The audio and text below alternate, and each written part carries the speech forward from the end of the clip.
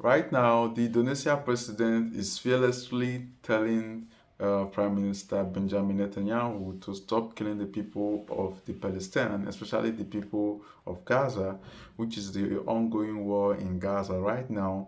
So, according to him, he said the Indonesia people are willing to support the the war against on Gaza against the Israeli government. That means they are willing to supply arms and supply resources to the Gazan people so that they can be able to fight Israel and fight Israel off. This is a very, very fearlessly bold move that has been made by the Indonesia president. So I'd like you to please watch the video. Let's see. Government of Indonesia and the people of Indonesia express once again the strongest support for an independent and sovereign Palestine as the real solution to this conflict in Palestine and in Gaza. We look with the world today with horror, dismay, and astonishment at the fact that nations that consider themselves modern and civilized can perpetrate flagrant violations of international humanitarian law. The targeting of civilians and civilian infrastructure is in direct violation of the laws of modern warfare. We call on both sides to respect the laws of warfare. We call on all great powers to use their great influence to enforce the Convention of International Law. We call on the findings of the International Court of Justice to be enforced. The humanitarian catastrophe unfolding before our eyes must be addressed immediately. Indonesia was one of the first to support the proposals recently announced by the President of the United States, Mr. Biden. This calls for an immediate ceasefire and subsequent phases leading to a real and lasting solution to the Palestine issue.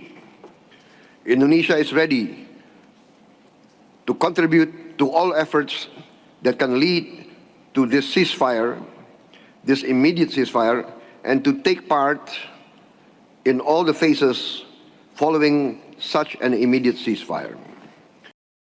So actually, that was a very bold move by the Indonesia president. That's very, very good. And I think that that's how the world president should act. I mean, the world president that believes in freedom of the people and that do not suppress oppression and the occupation of the Israeli government against the Palestine and the Gaza people. So, and secondly, right now, let's go to South Africa. Um, Former President Jacob Zuma is demanding a new election after the election that was just concluded in South Africa right now, because it's like the Mandela dream of South Africa is being crushed right now, because why the white people that was ruling South Africa some few years back during the time of Mandela, that made Mandela to fight for the freedom and the liberation of black people in South Africa, it's like the dream has is being crushed. It's like the dream is being destroyed. The same white people that are ruling them, they still want to come and rule now. And South Africa have just willingly elected a new president to be their president, which is a white president. I don't really know why South African people are kind of like this. Just because Julius Malema just said when he becomes the president of South Africa, he's going to allow every other African countries to come to South Africa and stay in South Africa and visit South Africa. Is that the reason why the South African citizens do not vote for Julius Malema and went to go and vote for a white man, which is their enemy? I mean, the white man that has refused to release the money they have from the bank to build the companies that's going to serve the South African citizens. So I believe that's the reason why they didn't vote for Malema, because why South African citizens hate the fact that Belema is going to allow every other African countries, like every other African neighboring countries, to come into South Africa for visiting and all of that stuff.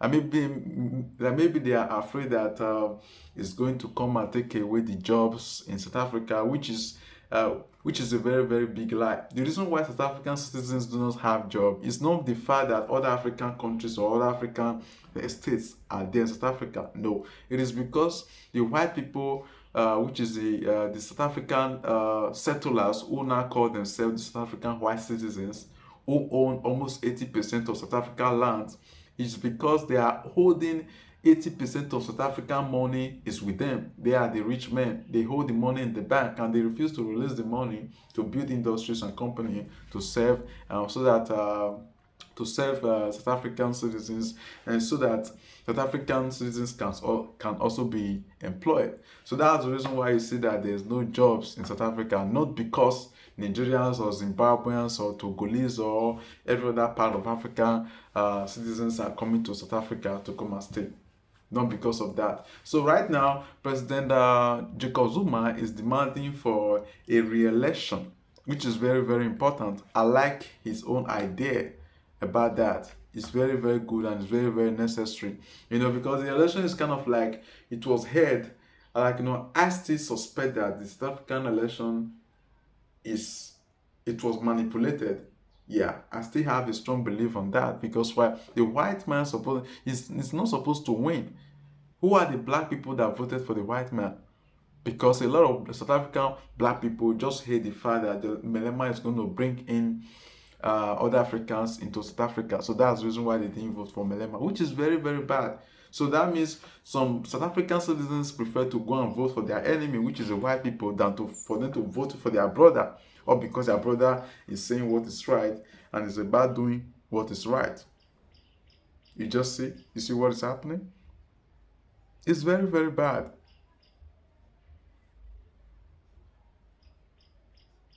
So that is just it. And if you feel like this video is very, very helpful to you, I'd like you to please subscribe or follow me for more. Thank you. See you for the next video. The government of national unity.